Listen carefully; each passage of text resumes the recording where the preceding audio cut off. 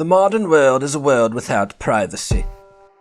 Privacy is extinct. It died sometime in the 90s. There was no official notice of its passing, and hardly anyone mentions it to this day, but there it is, it's gone. No privacy, none at all.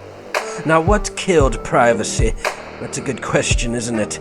What killed it, or rather what dealt it its final fatal blow, was no doubt the internet. Now, it has often been said that on the internet you are the product. What is rarely stated, however, is that with the advent of the internet, the eradication of your privacy for the purposes of profit and control became the largest business on earth. Right now, there are proprietary databanks and air-conditioned warehouses that know more about you than the most jealous tyrant in history could ever wish for. Every moment of your life is now tracked, recorded, aggregated, and analyzed by a process entirely invisible to you. Like prisoners, we are monitored every second of the day. Our greatest fears and insecurities, our hopes and our dreams, all ruthlessly categorized, catalogued, and exploited. Now, some people may object to this dismal picture and say, "Now, Mr. Cricket, you sound like some sentimental old fart. The conveniences of the internet and the world without privacy far outweigh the supposed drawbacks, whatever they may be." Well, let me interrupt you right there, my dear, for what we must take into account at this juncture is the simple fact that we are the products of our environment. If we transform that environment, we shall inevitably transform ourselves. Perhaps that change is salutary, perhaps not, but the question that lies before us now is whether we have changed for the better through the death of privacy or not. That we have changed, and drastically so, appears undeniable. Take, for instance, the general phenomenon of oversharing on social media, in which normal, everyday people make actors and actresses of themselves in a kind of running program of their personal lives.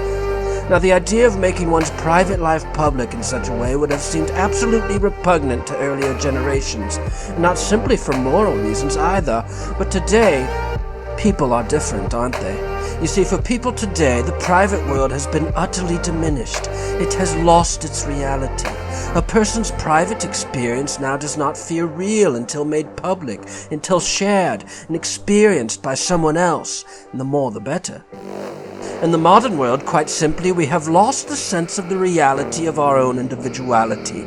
And that goes hand in hand with our loss of privacy. For one feeds off the other, you see, our willingness and even desire to let go of our privacy increasing with the loss of faith in ourselves as real individual entities, with our own thoughts, wills, and goals, living our own private lives without outside interference or surveillance. But all that is gone now.